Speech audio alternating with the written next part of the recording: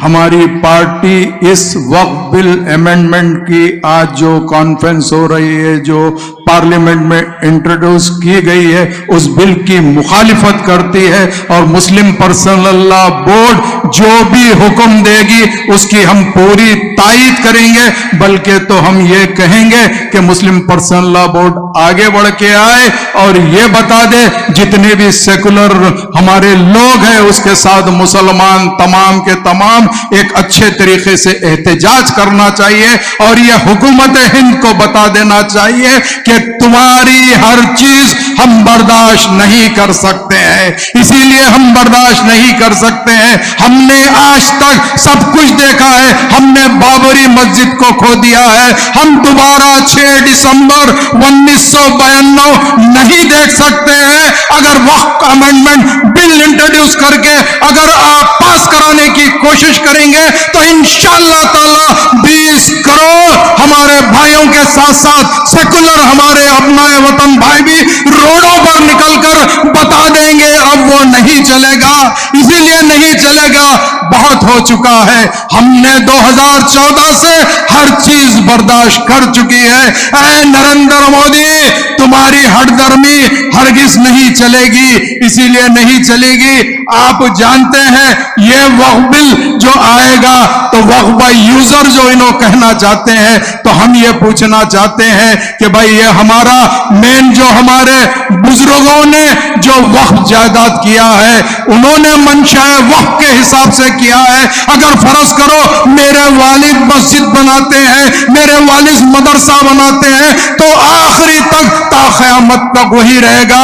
किसी ने मंशाए वक्फ के तहत स्कूल खोलता है, किसी ने मंशाए वक्फ के तहत अगर पानी का कुआं खोदता है तो वो मंशाए वक्फ रहेगा, इसकी मिल्कियत किसी की नहीं रहती। अगर वो मिल्कियत होती है तो वो अल्लाह की होती है। हम अल्लाह की मिल्कियत की हिफाजत करना बेशक हमारा काम है। हम जानते हैं लिमिटेशन एक्ट की जो बात कर रहे हैं यानी एडवांस पोजीशन की बात कर रहे हैं, हम उसको भी हरगिज नहीं मान सकते। सेक्शन 122 123 के अंदर क्या बोलते हैं, एंडोमेंट के अंदर कोई भी मुस्लिम मेंबर नहीं बन सकता।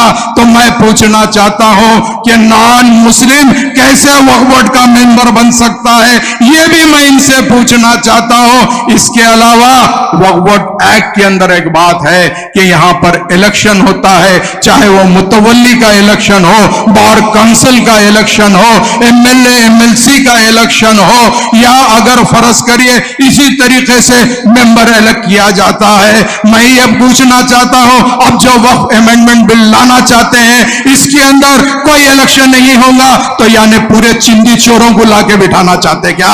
अरे चिंदी चोरों को तुम बिठाना चाहते क्या? मैं ये पूछना चाहता हूं 1995 2013 का जो लॉ है वक्फ का, हम उसको मानते हैं, वो हमारे लिए बेहतरीन है और आज कलेक्टर को अथॉरिटी देना चाह रहे हैं।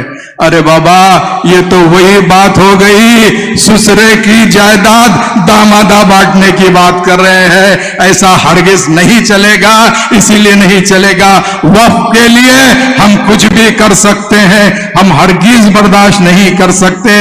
और एक बात यह है वो बिल के अंदर अगर फर्ज करिए कोई वक्फ प्रॉपर्टी बेचता है तो उसके ऊपर केस अगर होगा तो वो बेलेबल ऑफेंस है। हम ये पूछना चाहते हैं वक्फ की प्रॉपर्टी आखिर किसकी प्रॉपर्टी है? अल्लाह की प्रॉपर्टी है। अगर उन्हें बेचता तो कैसे बेचेगा? उसका मालिक थोड़ा ही है, उसके ऊपर 100% नॉन बेबल दफल लगना चाहिए और रजिस्ट्रेशन कैंसिल होना चाहिए।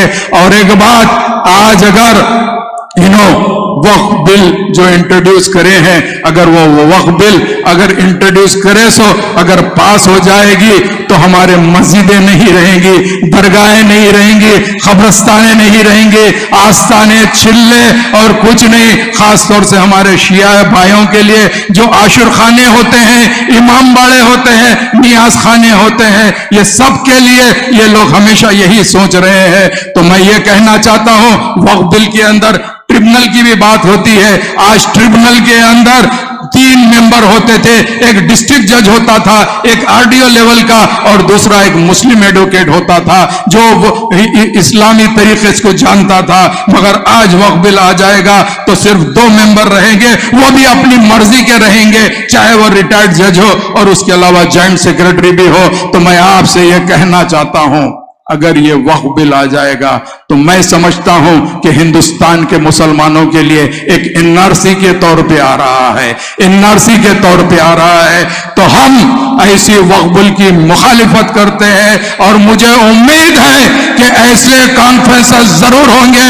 कल बॉम्बे के अंदर हमारी पार्टी के साबिका member of parliament Imtiaz Jaleel ने एक सरकार दौलम सल्लल्लाहु अलैहि वसल्लम पे गुस्ताखी की, तो हमने एक मोर्चा निकाला और ये बता दिया कि महाराष्ट्र के लाखों मुसलमान रोडों पे आ सकते हैं। अगर मुस्लिम पर्सन अल्लाह अगर हुक्म देता है तो तमाम हिंदुस्तान के मुसलमान रोड पे आके बता देंगे कि अब मोदी तुम्हारा दौर खत्म हो चुका है, आने वाला टाइम सेकुलरिज्म का दौर है। बहुत बहुत शुक्रिया।